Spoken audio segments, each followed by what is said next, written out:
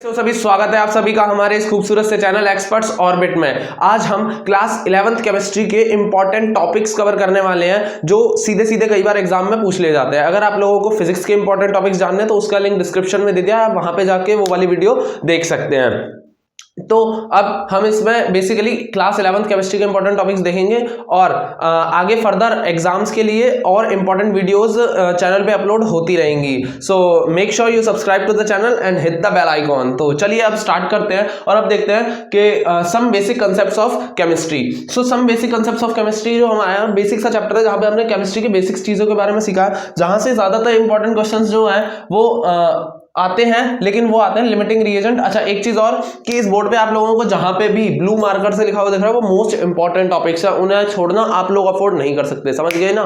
वो चीज आप लोग अफोर्ड बिल्कुल नहीं कर सकते हो, वो चीज आपको करनी है, चाहे कुछ भी हो जाए, चाहे एक टाइम पे खाना मत खाना, लेकिन ये ब्लू वाले जो है ना उन्हें छोड़ मत देना गलती से भी, ठीक है। देखो अब scientific notation, significant figures and round up, ये सारे जो है ये एनसीईआरटी से क्वेश्चन प्रैक्टिस कर लेना। इसमें से जो बनता है याद रखना, इसमें मोस्टली जो क्वेश्चन बनता है वो बनता है सिग्निफिकेंट फिगर्स से, ठीक है, सिग्निफिकेंट फिगर्स से, और ये आता है 1 से 2 नंबर के क्वेश्चन एमसीक्यू फॉर्म में देता है, ठीक है। नेक्स्ट आते हैं limiting reagent and empirical and molecular formula, ठीक है। तो लिमिटिंग रिएजेंट आपको बिल्कुल भी नहीं छोड़ना है, लिमिटिंग रिएजेंट और एम्पेरिकल और मॉलिक्यूलर फॉर्मूला। इस चैप्टर में से अगर अच्छा मतलब 2, 2.5, 3 नंबर का अगर सवाल देगा तो वो इन्हीं टॉपिक्स में से देगा, इन्हीं 2 टॉपिक्स में से, ठीक है। Next is concentration terms. अच्छा, एक चीज और, कंसंट्रेशन टर्म्स, ये चीज क्लियर रखना कि कौन सी चीज क्या है, ठीक है। मतलब कहने का मतलब ये है कि अभी हाल फिलहाल में मैं 11th के बच्चों का टेस्ट ले रहा था, तो वहां पे क्या हुआ, मैंने 5 कंसंट्रेशन, कोई भी 5 कंसंट्रेशन टर्म डिफाइन करने को दी थी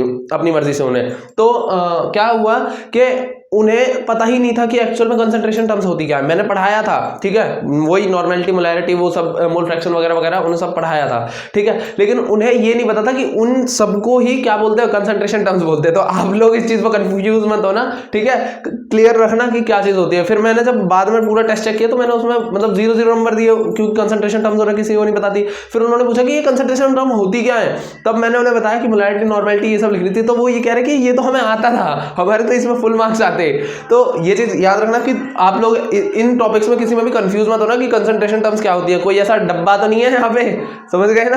हाँ, कहीं और कोई एक आध यश और गौरिश पड़े हो इसमें, ठीक है।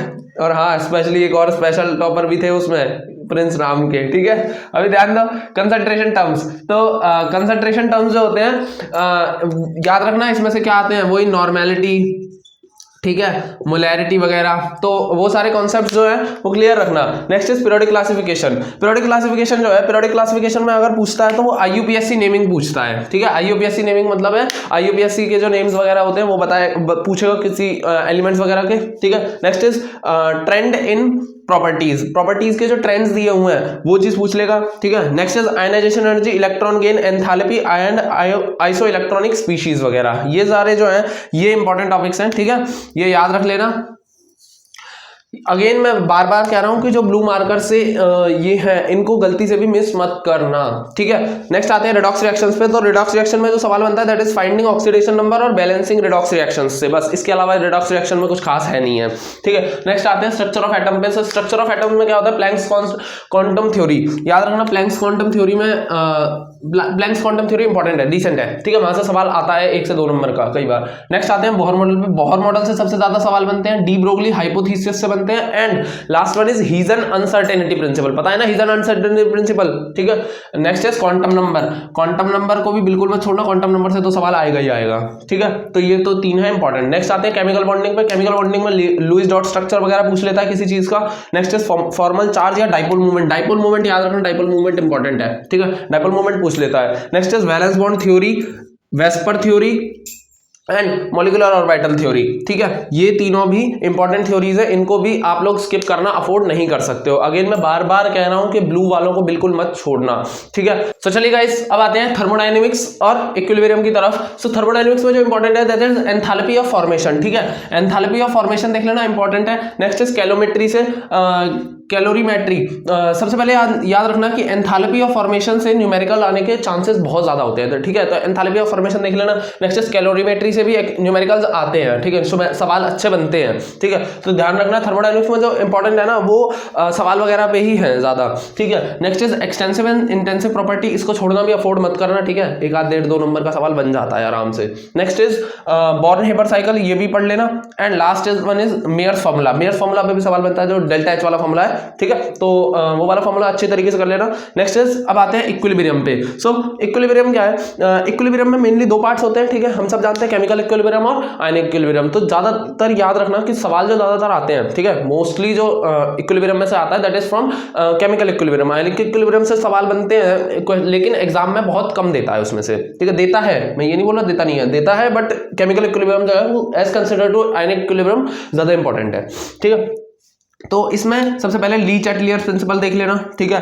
नेक्स्ट इज केपी और केसी के बीच में रिलेशनशिप देख लेना और इसके बेस पे क्वेश्चंस भी बनते हैं, ठीक है। Next is KC and QC, sorry, and last one is KP and KC, इसका भी रिलेशन एंड अगेन इसके भी न्यूमेरिकल प्रैक्टिस कर लेना, ठीक है। अब आते हैं ऑर्गेनिक केमिस्ट्री की तरफ। ऑर्गेनिक केमिस्ट्री में बेसिकली आपके 2 ही चैप्टर्स है, general organic chemistry, some basic concepts and techniques, और दूसरा कौन सा है हमारा हाइड्रोकार्बन्स, ठीक है। तो ऑर्गेनिक केमिस्ट्री, अब ध्यान देना, यहाँ पे मैंने पूरा ऑर्गेनिक केमिस्ट्री ही ब्लू से लिख दिया है। अब देखो भाई, ध्यान से सुनना, ठीक है, 2 ही चैप्टर्स बचे हैं, ठीक है, ऑर्गेनिक केमिस्ट्री में 2 ही चैप्टर हैं, बाकी तो सिलेबस जो है वैसे भी मतलब, हाँ वैसे भी 2 ही है और वैसे भी मतलब डिलीट भी हो चुका है काफी हद तक तुम्हारा सिलेबस, ठीक है। तो अब ये 2 चैप्टर्स तुम्हें बहुत अच्छे से करने ही पड़ेंगे, क्यों? क्योंकि 12th में इनका बहुत अच्छा यूज है, ठीक है, तो वहां पे तुम लोग वीक ना पड़ जाओ, वहां पे बहुत अच्छे अच्छे चैप्टर्स हैं, तो वहां पे तुम लोग वीक ना पड़ जाओ, वहां पे तुम्हारी केमिस्ट्री में ऑर्गेनिक कमजोर ना हो जाए, तो इसलिए ये दोनों चैप्टर्स, एटलीस्ट ये दोनों चैप्टर्स तो अच्छे से कर ही लेना, ठीक है। इसमें ऐसा कुछ था नहीं इंपॉर्टेंट टॉपिक्स, लेकिन फिर भी मैंने कुछ लिख दिए हैं, लेकिन इसके बाद भी मैं यही बोलूंगा आप लोगों को कि ऑर्गेनिक केमिस्ट्री को आप लोग अच्छी तरीके से ही करें,